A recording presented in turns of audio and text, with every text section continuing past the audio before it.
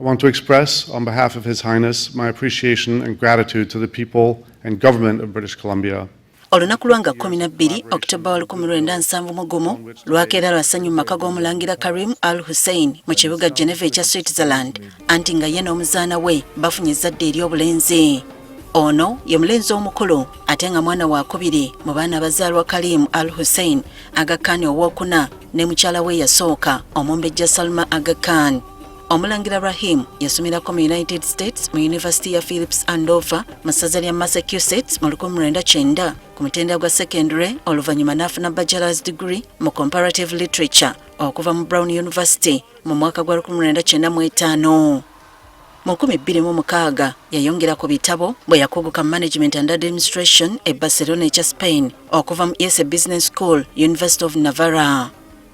Mu 2010 yatandikawo Aga Khan Brown Workshop Series mu Watson Institute. Ono alina abaana b'obulenzi babiri. Nga kitaawe Karim Al Hussaini Aga Khan owookuna naye ava mu lunyiriri olwa Nabbi Muhammad emirembe n'okusaasira bibeere ku ye. Omulangira Rahim ono atula ku bukiiko obufuzi obw'ebitongole bya Aga Khan Development Network. Tajja liiso na kumanya ku buvunaanyizibwa bw'ettendekero erisomesa ebyafaayo eby'aba Ismaili n'enfuga yaabwe. Abadde mu mitambo gy'okulondoola wamu n'okuuma obutonde bw'ensi embeera y'obudde era nga yasentebwa w'akakiiko kano.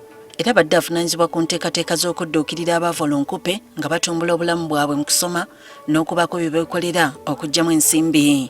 I would like to congratulate the Nation Media Group on holding this 4th edition of the global award-winning Kusi Ideas Festival. Since it was founded by His Highness the Aga Khan in 1959 during the struggle for independence and Pan-Africanism, the group's path has been closely entwined with the history of Kenya, of East Africa, and of the African continent. Yet again, Nation Media Group has shown thought leadership in encouraging dialogue on key issues affecting not only the countries where the group is active, but all of Africa.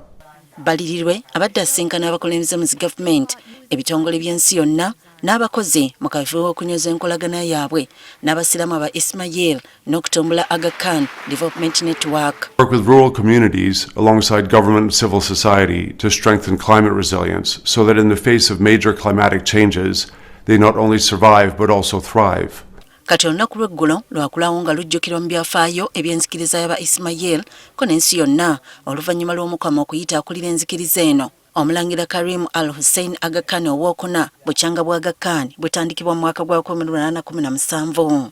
Mu byafaayo byabwe ebiri eyo mu myaka 1400 abasiraamu ba Ismaili ab'ekiwayi ky'aba Shia babadde bakulemberwa Imam ow'enzikirano newankubadde ng'obuyinza busigala eri Aga Khan aliko okulonda gw'ayagala okumuddira mu bigere omutabani oba omuzzukulu kasitaba nga tava bweru wa lulyo lulangira. Mu buufu obwo amangu ddala nga kyajjaafe baatudde ne basaba okulera eddami lya Aga Khan owookuna kati omugenzi okumanya gwe yasongako okumuddira mu bigere.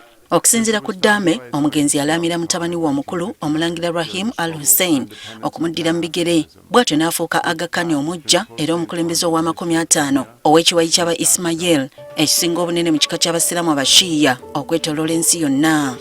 Aba Ismaili bali mu mawanga agasoba 35 mu nsi yonna era nga bali eyo mu bukadde 15. Okunoonyereza kwonna kulaga nti bano okusinga bali mu ggwanga lya India, Afghanistan, so nga abalala basaasaanidde mu Africa okuli ne Uganda.